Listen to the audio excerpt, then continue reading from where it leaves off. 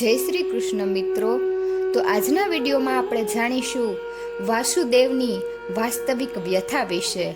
તો ચાલો શરૂ કરીએ આજનો વિડીયો. કૃષ્ણ ભવન પર પહોંચ્યા બાદ શ્યામ સુંદર પાદ પ્રક્ષાલન અને વસ્ત્ર પરિધાન વિધિ પતાવીને જ્યારે પોતાના શયન કક્ષમાં પધાર્યા ત્યારે અતિથિ માટેના નિયત કક્ષમાં જઈને દૈહિક કર્માદિથી પરવારી પૂર્ણ સ્વસ્થ થયેલા દેવર્ષિ નારદ તો પ્રભુના દિવ્ય શયન કક્ષમાં ક્યારનાય આસનસ્થ થઈ ચૂક્યા હતા. એટલું જ નહીં, નિત્ય નિયમ મુજબ પૂર્વાભિમુખ ગોખમાં સ્વામીના આરાધ્ય દેવની સુવર્ણ પ્રતિમા સમક્ષ પ્રણિપાત કરીને દેવી રૂકમણીજીએ તો અગર ચંદન ધૂપ દીપ કરીને શયન કક્ષમાં વાતાવરણને પ્રફુલ્લિત સુવાસિત અને મધમધતું પણ કરી દીધું હતું. પ્રસન્ન ચિત્તે શ્રી કૃષ્ણે સર્વપ્રથમ તો પોતાના આરાધ્ય દેવની અભિવંદના કરી, પછી રૂકમણીના આદેશાનુસાર હાજર થઈ ગયેલી સેવિકા પાસેના સુવર્ણ થાળમાંથી શીત દૂધનો એક કટોરો પોતાના સ્વહસ્તે પ્રભુએ ભક્ત નારદને આપ્યો અને બીજો કટોરો સ્વામી જાતે પટરાણીને આપવા હાથ લંબાવે તે પહેલા તો સસ્મિત વદને મહારાણીએ આગળ વધીને થાળમાંનું રત્ન જડિત દુગ્ધ પાત્ર પ્રભુના જમણા કરમાં પકડાવી દીધું અને થાળમાં વધેલો પોતાનો દૂધ પ્યાલો સ્વયં ઉપાડી લઈને તેમણે ઈશારાથી સેવિકાને ત્યાંથી વિદાય થઈ જવાની સૂચના આપી. દુગ્ધપાન પતી ગયા બાદ શ્રી કૃષ્ણે જાતે જ ચર્ચાનો દોર પોતાના હાથમાં લઈ લેતા કહ્યું કે હે મુનિશ્રેષ્ઠ નારદ, આ પૃથ્વીલોકના માન સમુદાયમાં પ્રવર્તેલો માયામોહ પણ જાણવા જેવો હોય છે. અહીં પ્રત્યેક સંસારી મા બાપના અંતરની એક જ મહેચ્છા હોય છે કે જ્યારે તેઓ કોઈ સામાજિક કે ધાર્મિક ક્રિયાકાંડની વિધિ કરતા હોય ત્યારે તેમને સગાવાલા, પુત્ર પરિવાર, મિત્ર મંડળ સહિત તમામ સ્વજનોએ માંગલિક પ્રસંગે ઉપસ્થિતિ હોય. એમની નજર સામે જ બધી વિધિ પ્રવિધિ થાય અને ઉપસ્થિત સ્વજન સમુદાય પણ આ પુણ્ય કાર્યમાં યથાશક્તિ યોગદાન આપે. માનવીય વ્યવહારની આ ગતિવિધિથી પિતા વાસુદેવ અને મા દેવકી પણ મુક્ત રહી શક્યા નથી. તેમની પણ આ જ અંતરેચ્છા છે. યોગાનુયોગ તો જુઓ, મારી તમામ પત્નીઓ અત્યારે દ્વારિકામાં જ ઉપસ્થિત છે. એટલું જ નહીં, પુત્ર પ્રદ્યુમન અને માયાવતી તથા પૌત્ર અનિરુદ્ધ અને ઉષા પણ હમણાં અહીં જ છે. વળી બલરામ અને રેવતી ભાભી પણ તીર્થયાત્રા કરીને પાછા આવી ગયા છે. તેથી દ્વારિકાના આ વિશાળ રાજમહાલયમાં નિવાસ કરતા અમારા તમામ સ્વજનો આ શુભ પ્રસંગે રોહિણીમાં, દેવકીમાં અને વસુદેવજીની છત્રછાયા હેઠળ વિદ્યમાન છે. હવે પ્રશ્ન રહ્યો દીકરી જમાઈનો. દેવયોગે સુભદ્રા તો અત્રે મોજૂદ છે જ અને ધનંજય પણ આજકાલમાં અહીં આવી પહોંચ્યા સમજો. નારદજી સહર્ષ બોલી ઉઠ્યા. પાંડવ શ્રેષ્ઠ અર્જુન શું અત્રે આવી રહ્યા છે? ધન્ય પ્રભુ, હું એમને મળવા માટે તો અત્રેથી સીધો હસ્તિનાપુર જવાનો હતો. ચાલો, મારો ફેરો અહીં જ સફળ થઈ ગયો. પરંતુ પ્રભુ, મેં તો સાંભળ્યું કે પાંડવો અત્યારે કુરુક્ષેત્રની એ રણભૂમિ પર કે જે 18 અક્ષોહિણી સેવા સહિત સમસ્ત કૌરવ કુળના રક્તપાતથી શોણિત ભીની બની ગઈ છે, તે શાપિત સ્મશાન ભૂમિ પર ચિર નિંદ્રામાં પોઢેલા તમામ મૃતાત્માઓની શાંતિ માટે એક શાશ્વત શાંતિ મહાયજ્ઞનું અપૂર્વ આયોજન કરી રહ્યા છે. આ સંજોગોમાં ધનુર્ધર અર્જુનનું આટલે દૂર અહીં સુધી આવવું. નારદજીની શંકા નિર્મૂળ કરવા અચ્યુત અધવચ્ચે બોલી ઉઠ્યા. હું તમને એ જ કહેવા જતો હતો. દેવર્ષિ, તમે જે સાંભળ્યું તે સાચું જ છે. મહાભારતના મહાવિનાશકારી યુદ્ધથી પાંડવો જરાય સુખી નથી. અને એમના વિજયનો આનંદ તો ક્યારનો એ શોકમાં પરિણમી ચૂક્યો છે.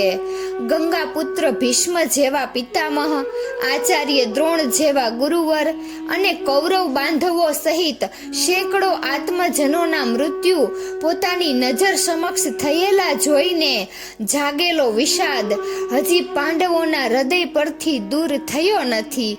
અને તેથી મૃતાત્માઓની શાશ્વત શાંતિ માટે આ મહાયજ્ઞ યોજાઈ રહ્યો છે. વળી એ જ દિવસોમાં કુરુક્ષેત્રે યોજાનારા કુંભ મેળા નિમિત્તે યમુના તટે પિતૃતર્પણ વિધિ કર્યા પશ્ચાત મને લાગે છે કે જ્યેષ્ઠ પાંડુ પુત્ર યુધિષ્ઠિરના વિષાદગ્રસ્ત શોકાતુર હૃદયને પણ જરૂર શાંતિ પ્રદાન થશે. પરંતુ મુનિવર, એ મહાયજ્ઞ અને કુંભ મેળા આડે તો હજી ઘણો સમય બાકી છે. વળી આ બંને ભવ્ય પ્રસંગો સાગોપાગ પરિપૂર્ણ થાય તે માટે સર્વાંગ સુંદર વ્યવસ્થાને લગતી કેટલીક મહત્વની સૂચનાઓ લઈને અત્રેથી મેં ઉદ્ધવને ક્યારનાએ પાંડવો પાસે મોકલી આપ્યા છે. તેથી મને લાગે છે કે ઉદ્ધવની સાથે યાદવ કુળના જમાઈરાજ અર્જુન કુંતાફોઈના ખાસ આગ્રહથી અમને સપરિવાર આ યજ્ઞમાં પધારવાનું આમંત્રણ આપવા અત્રે આવી રહ્યા છે.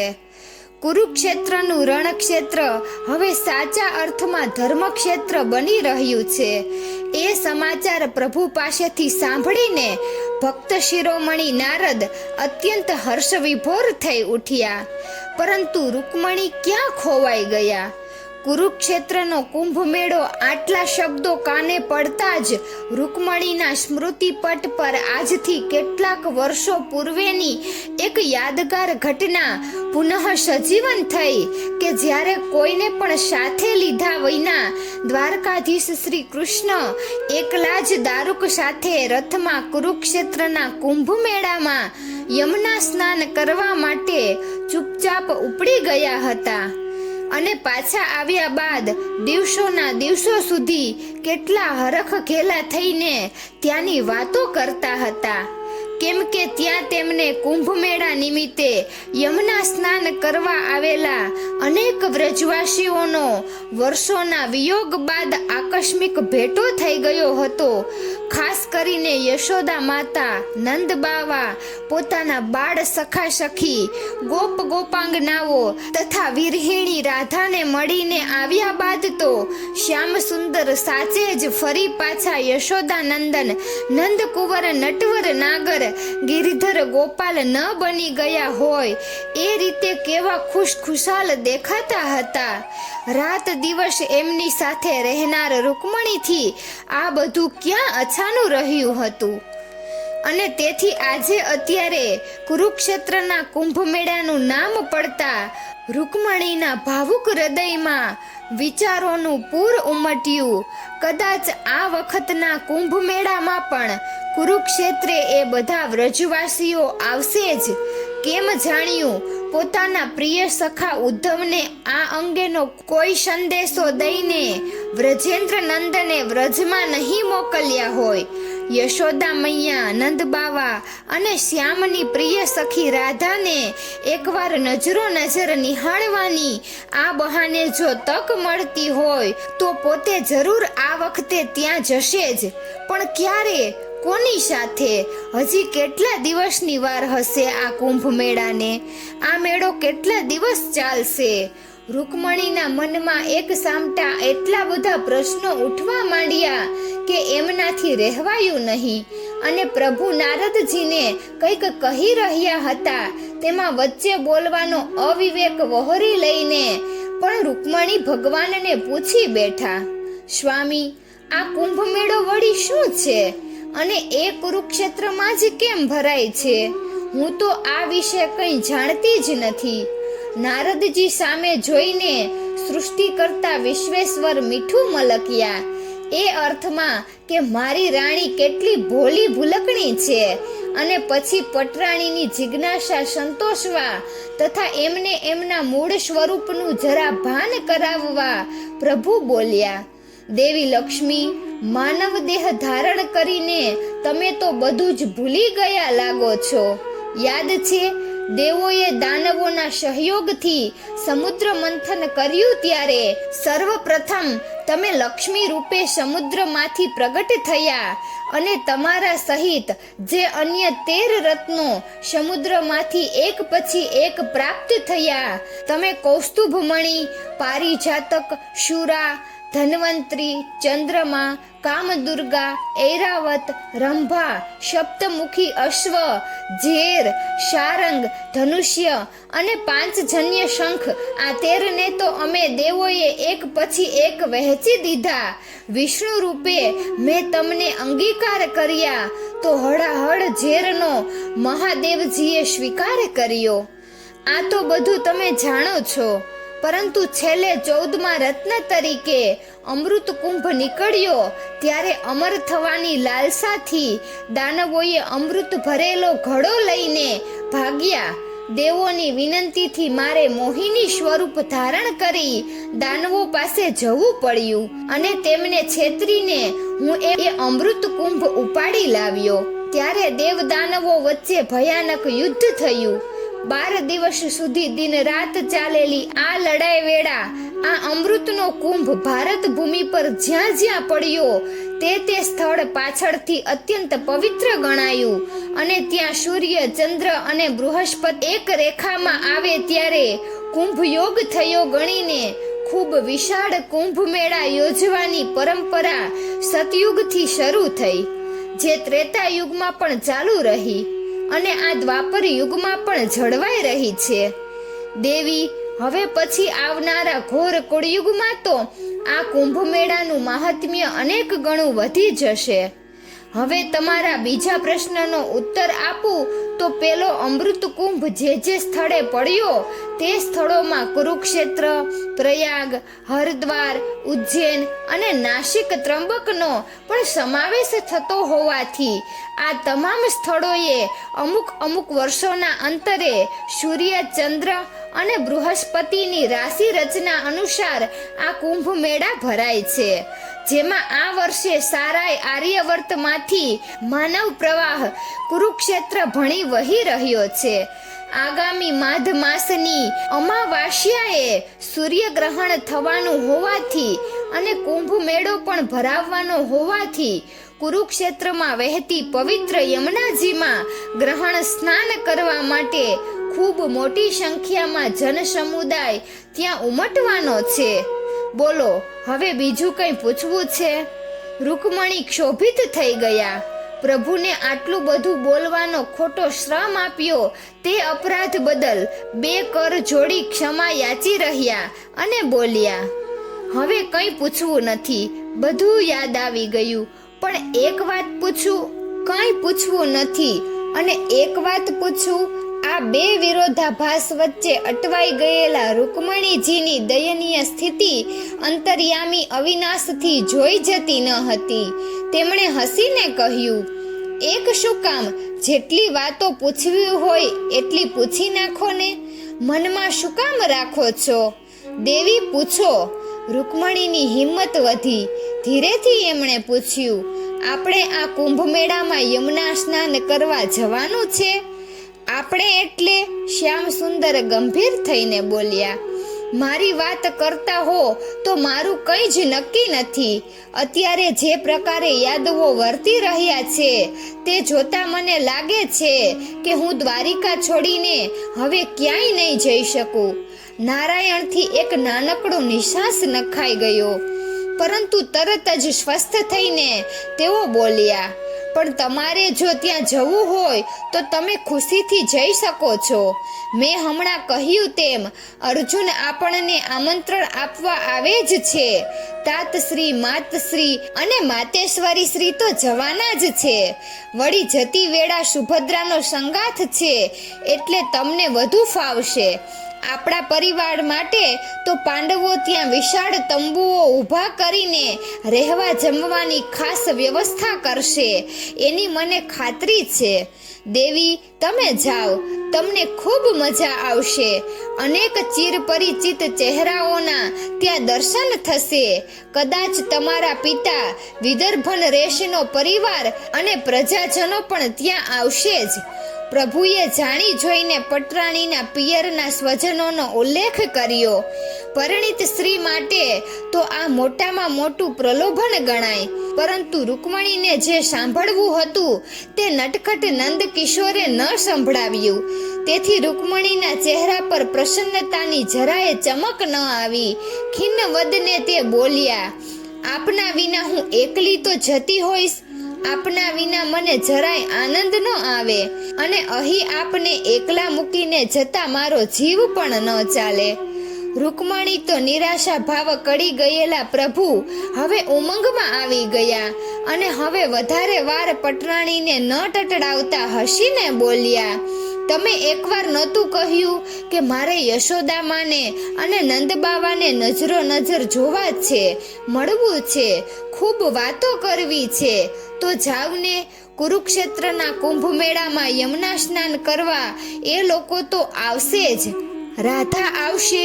ક્યારનો એ જે હૈયે હતું તે હવે રૂકમણીના હોઠે એકદમ આવી ગયું, અને બોલતા શું તો બોલાઈ જવાયું, પણ તેઓ તરત ભોઠા પડી ગયા કે અરે રે, નારદજીની હાજરીમાં મેં આ શું પૂછી નાખ્યું? તેમણે નીચું જોઈ લીધું. શ્રી કૃષ્ણે પટરાણીના આ પ્રશ્નનો જાણી જોઈને ઉત્તર ન આપ્યો. વાત બદલી નાખવાના આશયથી તેમણે જલપાન કરવાની અને મુખવાસની ઈચ્છા પ્રદર્શિત કરી. લજ્જિત થઈ ગયેલા રૂકમણીએ સ્વસ્થ થવાની આ તક ઝડપી લીધી. હું મુખવાસની પેટી લઈને આવું છું, અને નીચેથી સેવિકાને જળ લઈને ઉપર મોકલું છું, એમ કહીને એ ઝડપથી ઉઠીને બહાર ચાલ્યા ગયા. આજ બપોરના દ્વારિકામાં આવ્યા ત્યારથી માંડીને અત્યારની ઘડી સુધી એક ક્ષણ માટે પણ જેમને ભગવાન સાથે એકાંતમાં જ્ઞાન ગોષ્ઠી કરવાની તક નથી મળીને, તે નારદ મુનિએ પટરાણી વિદાય થતા કે તરત જ થોડો સમય માટે મળેલ આ એકાંતનો લાભ લેવા ઝડપથી પૂછી નાખ્યું, પ્રભુ, મહાદેવીના પ્રશ્નનો આપે જવાબ કેમ ન આપ્યો? એમ કેમ? અને આવું પૂછતી વેળાએ નારદજીના મનમાં તો રૂકમણીજીએ પેલા સ્વપ્નનું રહસ્ય જાણવાનું જે વચન માંગી લીધું હતું તે જ રમતું હતું. શ્રી કૃષ્ણ પૂર્ણ ધીર ગાંભીર્યથી બોલ્યા, શો જવાબ આપું દેવર્ષિ? એમના મનમાં ક્યારની આ વાત પૂછવાની તાલાવેલી હતી, પરંતુ તમે બેઠા હતા તેથી જીભ નહોતી ઉપડતી. મુનિવર, મને ઘણીવાર એવો વિચાર આવે છે કે સ્વર્ગના દેવ દેવતાઓને પણ જે દેહ ધારણ કરીને આ ધરતી પર પુનઃ અવતારવાનું મન થાય, એ માનવ દેહમાં સ્મૃતિ વિસ્મૃતિની એવી તે કેવી બ્રહ્મજાળ બ્રહ્માજીએ રચી છે કે એ ક્યારેક વરદાન પણ બની જાય છે ને ક્યારેક અભિશાપ પણ. સામાન્ય નરનારી માટે તો જાણે સમજ્યા કે એ ન યાદ રાખવા જેવું સતત યાદ રાખ્યા કરે અને ન ભૂલવા જેવું સાવ ભૂલી જાય.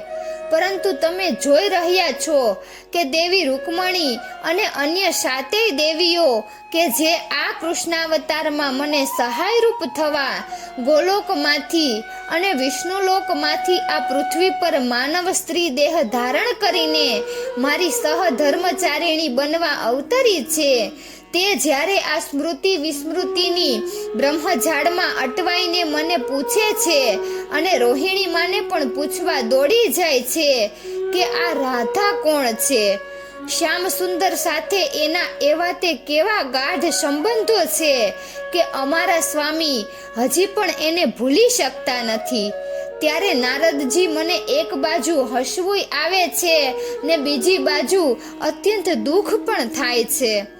ત્રિકાળદર્શી અને સર્વજ્ઞ નારદજી તો બધું જાણતા સમજતા હતા, અને તેથી પ્રભુના આ પ્રશ્નનો ઉત્તર એમણે ધાર્યું હોત તો કર્મના સિદ્ધાંત અનુસાર સૂક્ષ્માતિ સૂક્ષ્મ વિશ્લેષણ કરીને આપી શક્યા હોત.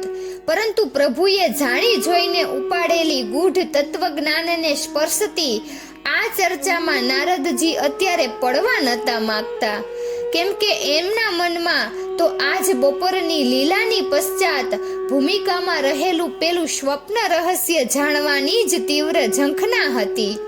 તેથી પ્રભુએ ઉપાડેલી ચર્ચાને ઈચ્છિત ગતિ આપવાના ઈરાદાથી મુનિવર વધ્યા. પ્રભુ, અવિવેક ગણાય તો માફ કરજો, પણ આ અવસ્થાએ આપ પણ એવી લીલાઓ કરો છો કે સૌના મનમાં શંકા કુશંકા અને ગડમથલ ઊભી ન થતી હોય તોય થાય, પછી એમાં કોઈનો શું વાક? શ્યામ સુંદર સસ્મિત બોલ્યા, નારદજી, અવસ્થા બાલ્ય હોય કે જરા મને ક્યાં સ્પર્શે છે, અને તમે તો જાણો જ છો કે કોઈ પણ હેતુ કે કારણ વિના આ કૃષ્ણાવતારમાં મેં એક પણ લીલા કરી છે ખરી? નારદજીએ સંમતિ સૂચક મસ્તક નમાવ્યું એટલે શ્રી કૃષ્ણે ભાવાવેશમાં આગળ ચલાવ્યું. મુનિ શ્રેષ્ઠ, કેવળ તમે જ નહીં, આ બધો સ્વજન સમુદાય પણ સારી રીતે જાણે છે કે ગોલોકેશ્વરી શ્રી રાધા રાણીજી મારા અંગભૂતા મહાભાવ રૂપા સ્વરૂપ ભૂતા આહલાદીની શક્તિ છે.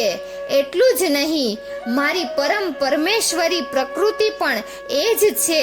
છતાં આ લોકો શ્રી રાધાની સાથેના મારા દિવ્ય અલૌકિક અને આધ્યાત્મિક સંબંધોને પોતપોતાના ભૂભૌતિક મનોવાચિત માપદંડથી માપીને અમારા વિશે કેવી ભ્રામક ભ્રમણાઓ સેવે છે તે જોઈને હું વ્યથિત થઈ જાઉં છું. બીજા બધા તો ઠીક, મારી અષ્ટરાણીઓ પણ આમાંથી બાકાત નથી રહી શકતી, ત્યારે તો મારી મનોવેદના અનેક ગણી વધી જાય છે. પછી તમે જ કહો, હું આવી લીલા ન કરું તો બીજું શું કરું? નારદજીને સરસ મોકો મળી ગયો.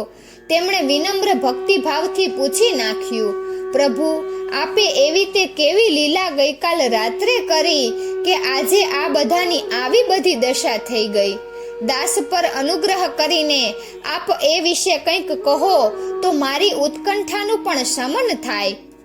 અંતર્યામી અવિનાશે સહેજ મલકાટ સાથે કહ્યું, મુનિ શ્રેષ્ઠ, તમે પાછા આ માયામાં ક્યાં લપટ્યા? ભલે તમારી ઉત્કંઠાનું શમન તો મારે કરવું જ જોઈએ, પરંતુ હમણાં નહીં. જેમણે તમારામાં આ ઉત્કંઠા જગાડી છે તેમને આવવા દો. એમની હાજરીમાં જ કહું એટલે એમના આત્માને પણ શાંતિ થાય. નારદજી એવા ભોઠા પડી ગયા કે પ્રભુની સામે જોઈ પણ ન શક્યા. ભગવાને હસીને કહ્યું, આ બધી પણ લીલા જ છે એમ સમજો તો તમારી જિજ્ઞાસા શાંત થઈ જશે. પરંતુ રૂકમણી પાછા ફરે એ પહેલા મારે તમને એક ખાસ વાત કહેવાની છે. એ મને કહી દેવા દો, પછી કદાચ મોકો મળે યા ના મળે. પ્રભુની ખાસ વાત સાંભળવા નારદજી પુનઃ સ્વસ્થ થઈ ગયા. ત્યાં તો દ્વાર ભણી કોઈનો પદ્રવ થતા શ્યામ સુંદરે એ તરફ જોયું. થાળમાં જળપાત્ર લાવેલી સેવિકા અંદર આવવાની આજ્ઞા માંગી રહી હતી. પ્રભુએ ઈશારાથી અનુજ્ઞા આપી અને પોતે તથા નારદજીને જલપાન કરી લીધું એટલે પાણીના તથા દૂધના ખાલી કટોરા ઝટપટ થાળમાં મૂકીને દાસી વિદાય થઈ ગઈ. હવે નારાયણે નારદજીને ધીમે અવાજે કહ્યું, દેવર્ષિ, હજી તો હું અને રાધા બંને આ ધરતી પર હયાત છીએ. એટલું જ નહીં, અમારી વ્રજભૂમિની બધી લીલાઓ નજરો નજર નિરખનારી કેટલીય વ્યક્તિઓ રોહિણીમાં, યશોદા મૈયા, નંદબાવા, દાઉજી, અનેક ગોપીઓ વગેરે આ ભૂખંડ પર જીવિત છે.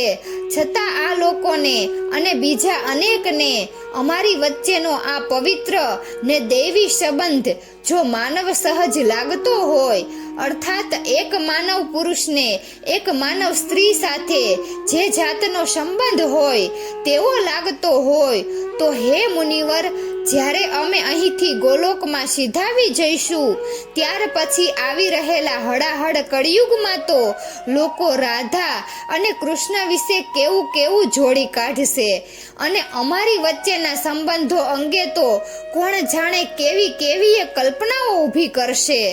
આ બધું વિચારું છું ત્યારે સાચું કહું છું મુનિરાજ, ઘડીભર તો મને આ ભૂખંડની સમસ્ત માનવજાત પ્રત્યે ઘૃણાની લાગણી જન્મે છે, પરંતુ બીજી જ ક્ષણે મારો આક્રોશ ઠંડો પડી જાય છે એ યાદ આવી જતા કે મેં આ પૃથ્વી પર યુગે યુગે અવતરવાનો ગીતામાં કોલ દીધો છે. તેથી હે નારદજી, એક ખાસ વાત અત્યારે મારે તમને ખૂબ ગંભીરતાથી કહેવી છે. નારદજી મંત્રમુગ્ધ થઈને એક ચિત્તે પ્રભુની હૃદયવાણી સાંભળી રહ્યા હતા. ખાસ વાત સાંભળવા માટે તો હવે તેઓ અત્યંત આતુર થઈ ગયા. શ્યામ સુંદરે ખૂબ ધીમે અવાજે કહેવા માંડ્યું, વીણાપાણી, દ્વાપર અને કળયુગ વચ્ચેના આ સાંપ્રત સંધિકાળે તમે કંઈક એવું કરો કે આ ભારત ભૂમિમાં ભાવિ પ્રજાજનો અમને, મને અને શ્રી રાધાને સાચા અર્થમાં સમજે. એટલું જ નહીં, પ્રેમ લક્ષણા ભક્તિના સાક્ષાત મૂર્તિરૂપ શ્રી રાધાજી પ્રત્યે લોકોમાં અનન્ય અહોભાવ અને ભક્તિભાવ જાગે. નારદજી, હું તો એટલે સુધી કહેવા માંગુ છું કે કળિયુગના લોકો મારી ભક્તિ નહીં કરે તો મને જરાય વાંધો નથી, કેમ કે કૃષ્ણાવતારમાં મેં રામાવતાર જેવી કોઈ આદરણીય કે અનુકરણીય મર્યાદાઓનું પાલન નથી કર્યું. ઉપરથી કેટલાક એવા મારે કામ કરવા પડ્યા છે કે જે પરત્વે હું ખુદ ઈચ્છું છું કે કોઈ મારું અનુકરણ ન કરે અને મારા જેવી લીલા કરવાનો કોઈ ભૂલે ચૂકે પણ પ્રયત્ન ન કરે. પરંતુ મારી ખુદની પણ જે આરાધ્ય દેવી છે અને જે પોતે મારી આહલાદીની શક્તિ સ્વરૂપા છે તે રાધાજીએ તો ગોલોકમાં એમને મળેલો માનવ યોનિમાં 100 વર્ષના મારા વિયોગનો શાપ એક નિમિત્ત રૂપે સહર્ષ સ્વીકારી લઈને મન કર્મ વચનથી મારી એવી અભૂતપૂર્વ ભક્તિ આ દ્વાપર યુગમાં જીવનભર કરી છે કે એવી નિષ્કામ ને નિસ્વાર્થ ભક્તિ ન ભૂતો ન ભવિષ્યતી. અને તેથી હે મુનિ શ્રેષ્ઠ, મારી આ ભાવના પર ચિંતન કરીને તમે અહીં દ્વારિકામાં નિવાસ કરો. એટલા દિવસો દરમિયાન કોઈ એવી સંગીન ભૂમિકાનું નિર્માણ કરો કે શ્રી રાધાજીની આ પ્રેમ લક્ષણા ભક્તિ યાવચંદ્ર દીવા કરો આ ભૂખંડ પર ઝળહળી રહે. આટલું કહેતા કહેતા તો યોગેશ્વર શ્રી કૃષ્ણ એવા લાગણીવશ થઈ ગયા કે એકદમ ઊભા થઈને બહાર ઝરૂખામાં ચાલ્યા ગયા. બરાબર એ જ વખતે મુખવાસની રત્નજડિત પેટી લઈને રૂકમણી આવી પહોંચ્યા. નારદજીને સમાધિસ્થ સ્થિતિમાં જોઈને અને સ્વામીનાથને બહાર ઝરૂખામાં ઊભેલા જોઈને માંડ સ્વસ્થ થયેલું રૂકમણીનું ચિત્ત ફરી પાછું વિહવળ થઈ ઉઠ્યું. એમને શંકા થઈ ગઈ કે જરૂર મારે લીધે કંઈક થયું લાગે છે. મારી ઈચ્છા પૂરી કરવા દેવર્ષિએ પ્રભુને સ્વપ્નની વાત પૂછી હશે અને મારી આ જિજ્ઞાસાથી સ્વામીને મારા પર ખોટું લાગ્યું હશે.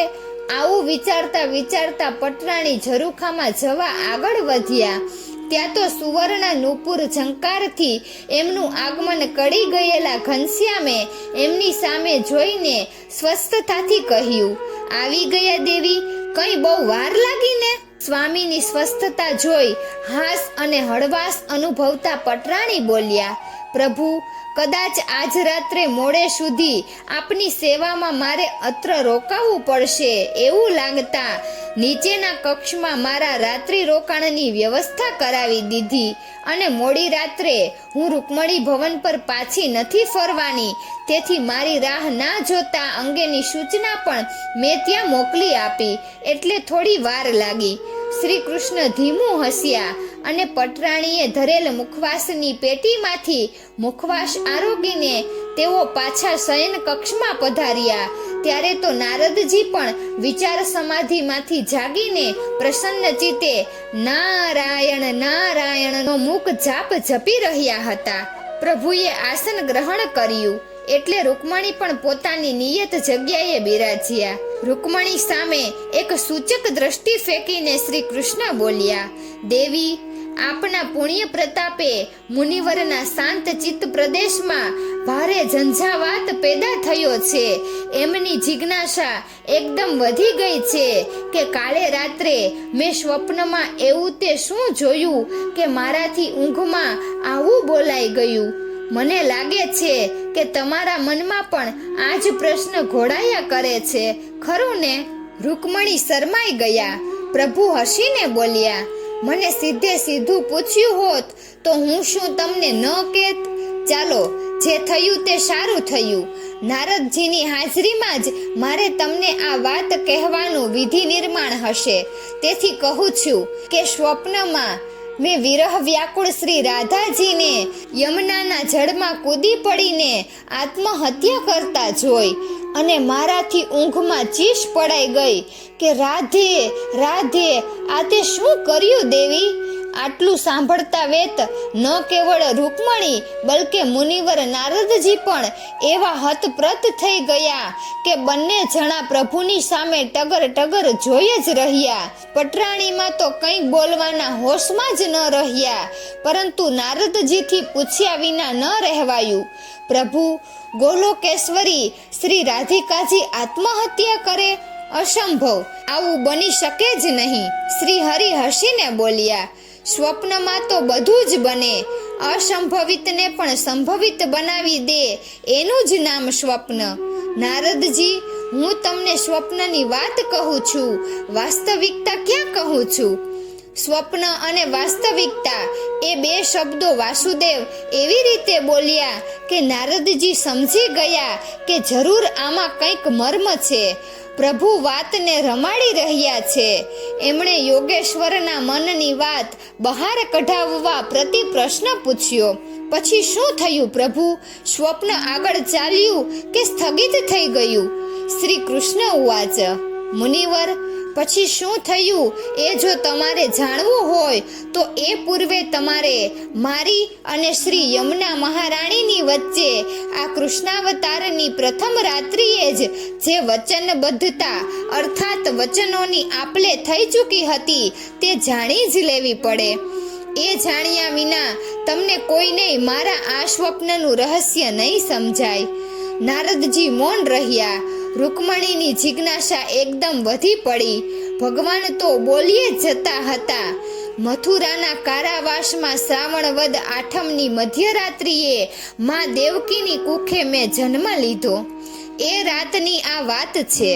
સવારે મામા કંસને ખબર પડે કે દેવકીએ 8મા સંતાનને જન્મ આપ્યો છે અને એ નરાધમ કારાગૃહમાં આવીને મારી હત્યા કરે એ પહેલા મને મથુરાની જેલમાંથી ગોકુળમાં નંદ યશોદાને ત્યાં પહોંચાડી દેવાની જે યોજના ઘડાઈ હતી અને જે રીતે મને રાતોરાત ત્યાં પહોંચાડી દેવામાં આવ્યો હતો એ બધું તો તમે જાણો જ છો. પરંતુ અજ્ઞાની અને અંધશ્રદ્ધાળુ લોકો એવું સમજે છે કે પિતા વસુદેવ જ્યારે મને છાબડીમાં માથે મૂકીને વરસતા વરસાદમાં યમુના કિનારે આવ્યા ત્યારે શ્રી યમુનાજી 2 ભાગમાં વહેંચાઈ ગયા. વચ્ચે માર્ગ થઈ ગયો અને એ માર્ગ દ્વારા વસુદેવજી મને લઈને સામે કિનારે પહોંચી ગયા. કોઈ પણ જ્ઞાની કે બુદ્ધિશાળી વ્યક્તિના ગળે આ વાત ઉતરે એવી નથી, સિવાય કે શ્રદ્ધાળુ લોકો આ ઘટનાને કોઈ દૈવી ચમત્કારમાં ખપાવે. બાકી નદીમાં વહેતા પાણી વાળી 2 ભાગ વહેંચાઈ જાય અને પછી વચ્ચે જે માર્ગ થઈ જાય તે કંઈ જળ સમતલ તો ન જ હોય ને. નદીના જળની ઊંડાઈ જેટલો એ ભૂભાર્ગ પણ ઊંડો જ હોય અને હાથમાં કે માથા પર છાબડીમાં પધરાવેલ નવજાત શિશુને લઈને ઘનઘોર અંધારી રાતે અંદર ઉતરીને ચાલવાની હિંમત દુનિયાનો કોઈ માનવ બાપ ન કરી શકે. પછી ભલે ને એ આ વાસુદેવના પિતા વસુદેવ કેમ ન હોય. મુનિવર, હકીકતમાં આવું કંઈ નહોતું બન્યું. જે બન્યું હતું તે તર્કસંગત હતું. નારદજી, આ નવખંડ ધરતી પર સર્વત્ર વિહરો છો એટલે તમને તો ખબર જ હશે કે આ પૃથ્વી પર કેટલેક સ્થળે એવા મૃત સરોવરો છે જે શિયાળાની કાતિલ ઠંડીમાં ઠરીને બરફમય યાને હિમશિલા સ્વરૂપ બની જતા હોય છે. અને તે એટલી હદ સુધી નક્કર ઘનરૂપ બની જાય છે કે લોકો એના પર ચાલે છે, દોડે છે અને રમતો પણ રમે છે. નારદજીએ સંમતિ સૂચક હોકારો પૂર્યો એટલે શ્યામ સુંદરે આગળ ચલાવ્યું. મારી ઐશ્વર્ય શક્તિના પ્રભાવે કરીને એ પછી એ વર્ષે થયેલ અતિવૃષ્ટિને કારણે જે ગણો તે પણ શ્રાવણની એ મધરાત્રિએ એટલી કાતિલ ઠંડી પડેલી કે લોકોના ઘરોમાં માટલાનું પાણી પણ બરફ થઈ ગયેલું. આ સંજોગોમાં મથુરા અને ગોકુળ વચ્ચે વહેતી યમુના નદીના પ્રવાહનો ટૂંકામાં ટૂંકો પટવાળો એક આખો ઊભો પટ્ટો હિમશિલા રૂપ બની ગયેલો. એક ઊભા પટ્ટાની બંને બાજુ તો પાણી હતા જ અને એ હિમશિલા રૂપ પટ્ટાની નીચે પણ યમુનાજી તો વહેતા જ હતા. ફક્ત ઉપરનો પોપડો બરફમય બની ગયેલો. મને માથે ઉચકીને પિતાશ્રી એ હિમશિલા પર થઈને સામે કિનારે સહી સલામત પહોંચી જાય એમાં જરાય નવાઈ ન હતી. પરંતુ તાતશ્રીની હિંમત ન ચાલી. કારાગારથી યમુના તટ સુધી ખૂબ સાવધાનીપૂર્વક પહોંચી ગયેલા વસુદેવજી અંધારી ઘનઘોર રાતે વરસતા વરસાદમાં ભરપૂર વહેતી યમુના નદી પાર કરવાનું અને એ પણ મને માથે લઈને સામે કિનારે પહોંચી જવાનું જોખમ ખેડતા ખચકાયા અને કિંકર્તવ્ય મૂઢ બની ગયા. ત્યારે તો એક પળ અતિ મૂલ્યવાન હતી. નથી ને એ અહીંથી ગોકુળમાં જવાને બદલે કોઈ બીજો માર્ગ અપનાવી લેશે યા ડરના માર્યા પાછા વળી જશે તો? ગગનમાંથી નિરખી રહેલા દેવોને ચિંતા થઈ અને મને બે હાથ જોડીને કંઈક કરવા સર્વ દેવો વિનવી રહ્યા. એટલે મારે મારા આ કૃષ્ણાવતારની સર્વપ્રથમ લીલા જન્મની પ્રથમ રાત્રિએ જ યમુના કિનારે કરવી પડી. આટલું બોલીને શ્યામ સુંદર જરા અટક્યા. દ્વારિકાના કૃષ્ણ ભવનમાં ધીરે ધીરે શિયાળાની રાત જામતી જતી હતી. પરંતુ સાગર પરથી વાતો ઠંડો પવન વાસુદેવના શયન કક્ષની બહાર જાણે આ અભૂતપૂર્વ ઘટના સાંભળવા ઊભો ન રહી ગયો હોય એમ થંભી ગયો હતો. એટલે ઠંડીની કોઈ અસર આ ત્રણ દિવ્યાત્માઓ પૈકી કોઈનાએ દેહને સ્પર્શતી ન હતી. થોડું વિરમીને વનમાળી આગળ વધ્યા. મારા આદેશથી ખુદ માયા દેવી શૃંગારનું સ્વરૂપ લઈને તાત્કાલિક ત્યાં આવ્યા અને તાતશ્રીના પગે અથડાઈને એમનું ધ્યાન ખેંચાય એ રીતે તેઓ શિયાળ રૂપે બરફ થઈ ગયેલા યમુનાજીના એ જળપટ્ટા પર થઈને ચાર પગે ચાલતા સામે કિનારે જવા લાગ્યા. તારામંડળના અજવાળામાં તાતશ્રીએ નજરો નજર આ દ્રશ્ય જોયું અને એકદમ તેમનામાં હિંમતનો સંચાર થયો. આ શિયાળ પાણી પર ચાલે છે તો હું કેમ ન ચાલી શકું? એટલો વિચાર આવતા વેત વસુદેવજી મને લઈને એ માર્ગે આગળ વધ્યા.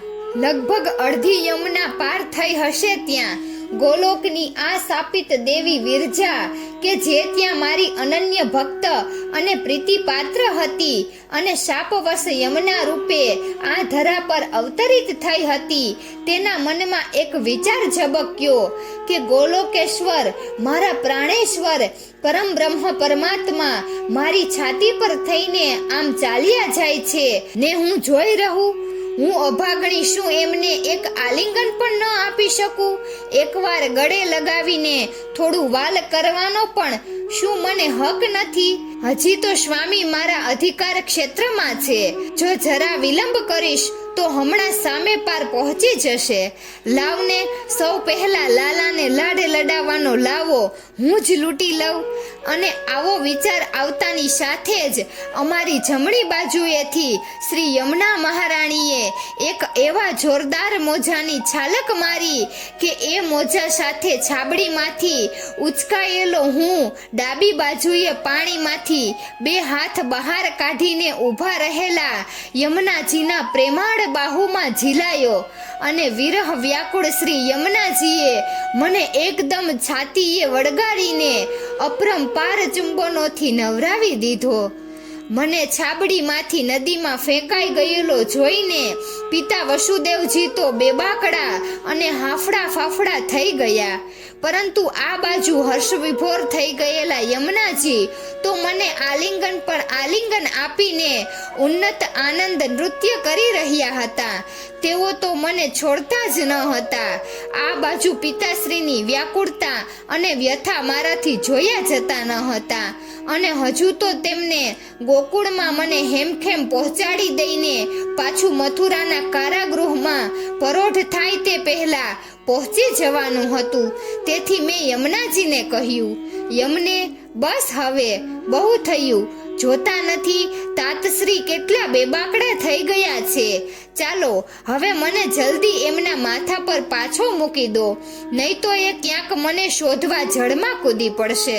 વિરહ ઘેલા યમુનાજી અશ્રુભીની આંખે બોલ્યા, નાથ, આપની આજ્ઞા શિરોમાન્ય અને શિરોધાર્ય, પરંતુ જતા પહેલા એક વચન આપતા જાઓ.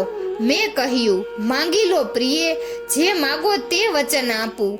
યમુનાજી બોલ્યા, એટલું જ વચન માંગુ છું કે કૃષ્ણાવતારનું આપણું બાળપણ મારી સાનિધ્યમાં વીતે. એટલું જ નહીં, વ્રજભૂમિની આપની તમામ બાળલીલાઓ મારા કોઈને કોઈ કાંઠે કિનારે જ થાય. પ્રભુ, એવું મને વચન આપતા જાઓ જેથી હું આપની એ અલૌકિક લીલાઓ નજરે નિહાળવાનો લાવો તો લઈ શકું. યમુનાજીના હૃદયની ભાવના અને મારા પ્રત્યેની અસીમ લાગણીથી પ્રસન્ન થઈને મેં એમને તથાસ્તુ કહીને વરદાન આપ્યું. પણ પછી મને તરત જ એક વિચાર આવ્યો, એટલે મેં એમને કહ્યું, યમુને, તમારે પણ મને સામેથી એક વચન આપવું પડશે. યમુના ગદગદ કંઠે બોલ્યા, આજ્ઞા કરો પ્રભુ. મેં કહ્યું, યમને, મારી આ અવતાર લીલામાં એક સમય એવો આવશે કે જ્યારે મારે મારી નિત્ય પરાશક્તિ રૂપા પરમેશ્વરી શ્રી રાધાજીનો હંમેશને માટે ત્યાગ કરવો પડશે. તમે તો જાણો જ છો કે ત્રેતા યુગે રામાવતારમાં સીતાજી સ્વરૂપે મારા ધર્મપત્ની બનીને ગોલોકેશ્વરી આ ભૂલોક પર અવતર્યા, ત્યારે તો એ મારી સાથે અયોધ્યાના રાજમહેલમાં મહારાણી તરીકે પણ રહેલા અને 14 વર્ષના વનવાસમાં પણ મેં એમને મારી સાથે જ રાખેલા. તેથી રાવણ દ્વારા અપહરણ કરાયેલા તેઓ જેટલો સમય લંકામાં રહ્યા તે તથા પાછળથી લોકાપવાદને ખાતર મારે તેમનો ત્યાગ કરવો પડ્યો તે સમય ગણીએ તો કદાચ 10-12 વર્ષ જેટલો જ મારો દૈહિક વિયોગ એમને વેઠવો પડેલો. પરંતુ આ દ્વાપર યુગે કૃષ્ણાવતારમાં તેઓ શ્રી રાધાજી રૂપે ગોલોકમાંથી જ 100 વર્ષના મારા વિયોગનો શાપ લઈને અવતર્યા છે. તેથી હે યમને, વિયોગના એ સુદીર્ઘ કાળમાં એકમાત્ર તમારે ભરોસે જ હું એમને છોડીને જવાનો છું. જીવનભર તમને જ એનું આશ્રય સ્થાન અને આધાર સ્થાન બની રહેશો એટલું મને આશ્વાસન રહે. તે માટે હે દેવી, તમે મને વચન આપો કે મારાથી વિખૂટી પડી જનારી મારી ગોલોકેશ્વરી રાધા રાણીનું આ માનવ અવતારમાં સર્વકાળે સર્વ પ્રકારે તમે રક્ષણ કરશો. ગદગદ કંઠે યમુનાજી બોલ્યા, પ્રભુ, મારું એવું અહોભાગ્ય ક્યાંથી કે આ કૃષ્ણાવતારમાં હું આપને કામ આવું. હું આપને અભય વચન આપું છું કે આપની અનુપસ્થિતિમાં હું આપના પ્રાણ પ્રાણેશ્વરી હૃદયેશ્વરી પરમેશ્વરી શ્રી રાધાનું સહેજ પણ અમંગળ નહીં થવા દઉં. આપ હવે નિશ્ચિંત થઈને પધારો અને આપના અવતાર કાર્યનો મંગલ પ્રારંભ કરો. આ પ્રમાણે પ્રતિવચનબદ્ધ થઈને શ્રી યમુના મહારાણીએ મને છોડતા પહેલા ભક્તિભાવે પ્રગાઢ આલિંગન આપ્યું અને પછી પોતાનો જળ મોજ રૂપી કર લંબાવીને મને પિતાશ્રીના મસ્તક પરની છાબડીમાં પ્રેમથી પોઢાડી દીધો. હે નારદજી, આમ કૃષ્ણાવતારની પ્રથમ રાત્રિએ જ યમુનાજી અને મારી વચ્ચે જે વચનબદ્ધતા થઈ હતી તેની પરિપ્રેક્ષ્યમાં જ હવે હું તમને વીરહિણી શ્રી રાધાજીએ આત્મવિલોપન કરવા સારું શ્રી યમુનાજીનું શરણું લીધું એ કથા જો કહું તો તમારી ઘણી ખરી જિજ્ઞાસાઓ શાંત થઈ જશે. એટલું જ નહીં, આ સ્વપ્ન હતું કે વાસ્તવિકતા એનો નિર્ણય તમે સ્વયં કરી શકશો. આટલું કહીને વાસુદેવ વિરમ્યા અને બરાબર એ જ વખતે રાત્રિનો બીજો પ્રહર પૂરી થયાની આલબેલ રાજમહેલના મુખ્ય ચોકીદારે પોકારી. કળિયુગની કરી કલ્પના, ચિંતિત છે અવિનાશ, રાધા ભક્તિનો વધે મહિમા એ અભિલાષ. પટરાણી નારદ ઉરે પ્રગટ્યો હર્ષોલ્લાસ, યમુનાજી યદુનાથનો અદ્ભુત પ્રેમ વિશ્વાસ. મિત્રો, તો અહીં વાસુદેવની વાસ્તવિક વ્યથાનો પ્રસંગ પૂર્ણ થાય છે. તો આવતા વિડીયોમાં આપણે શ્રી રાધા અવતારનું રહસ્ય જાણીશું. તો મિત્રો, જો તમને અમારો આ વિડીયો પસંદ આવ્યો હોય તો વિડીયોને લાઈક અને શેર કરજો અને અમારી ચેનલને સબસ્ક્રાઇબ કરજો. વિડીયો અંત સુધી જોવા બદલ ખૂબ ખૂબ આભાર. જય શ્રી કૃષ્ણ, જય દ્વારકાધીશ.